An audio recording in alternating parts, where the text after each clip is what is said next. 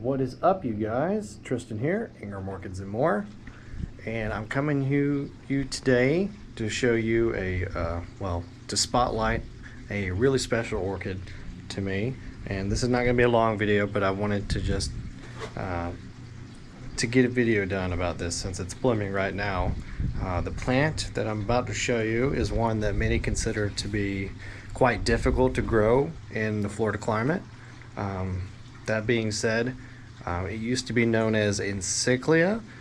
It has now been reclassified as Prosthechea, and the species in question is Prosthechea mariae, or mariae, depending on how you want to pronounce it. That guy is this one right here. So this is Prosthechea mariae, and it is a beautiful green and white flower that's used in quite a lot of orchid hybrids.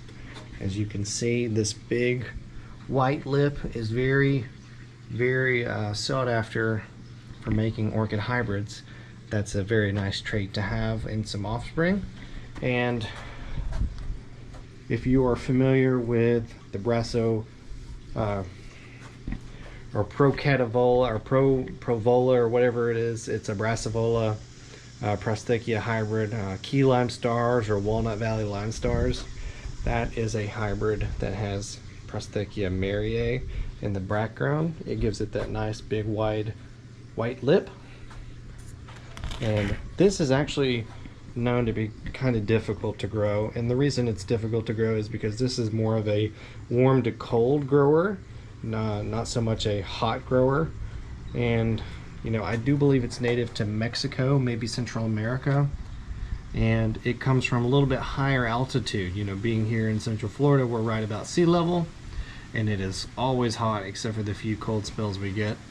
But that is very different than its natural habitat.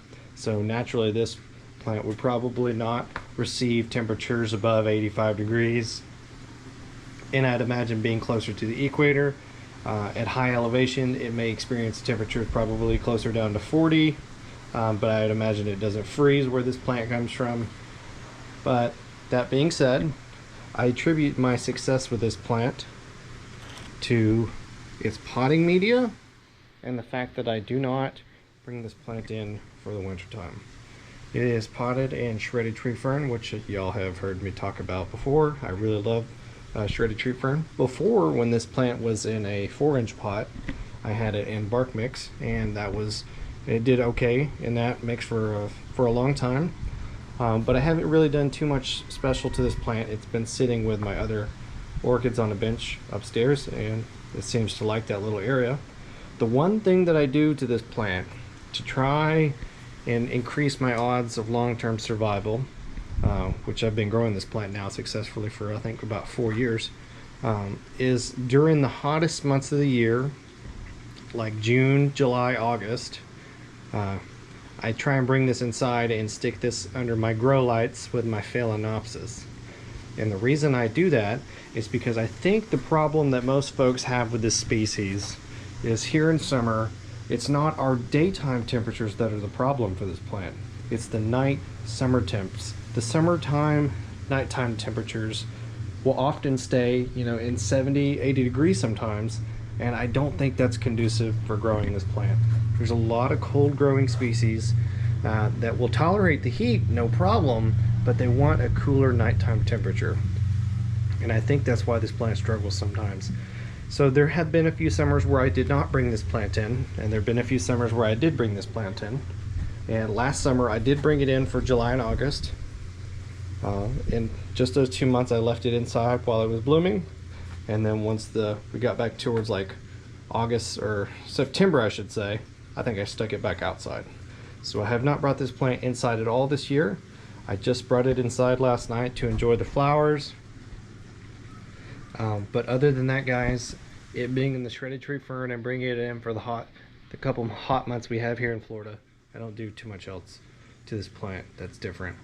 And I think if you could do something similar to that, other folks might have good success with this as well. I know there are some other orchid growers in Florida who have also had success with this, able to bring it in air conditioning in July, August, then you might have good success with this species.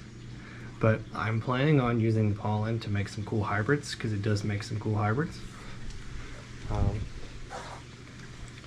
But I'm pretty proud of this plant considering its difficulty in growing.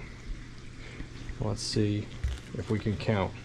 Got 3 here, 5, 6, 7, 8, 9, 10, 11, 12, 13, 14, 15, 16, 17, 18, 19,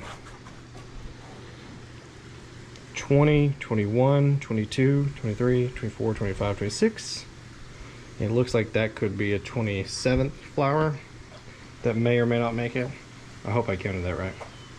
So 27 blooms. Did I get that right? Man, I hope I didn't make an idiot out of myself on camera.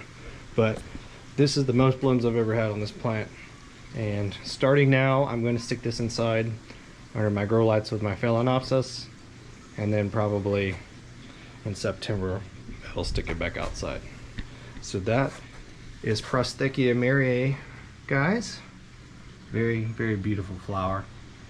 It used to be known as Encyclia mariae, and you may still see that on certain tags in the parentage of plants. You may see Encyclia mariae. That is synonymous now with Prosthechea mariae. It has been lumped into the genus with Prosthechea, which includes stuff like the clamshell orchid, the one behind it here, Prosthechea cochleata.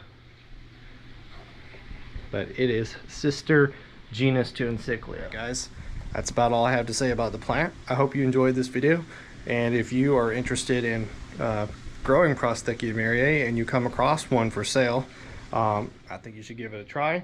It's not going to be for the faint of heart, and you should not be discouraged if you don't do well with it, but if you get the chance to try it, I think you should try, because you might end up like me and end up surprised that it does grow well for you. So that's all I got for you today, guys. I hope you enjoyed, and we'll see you in the next video. Bye.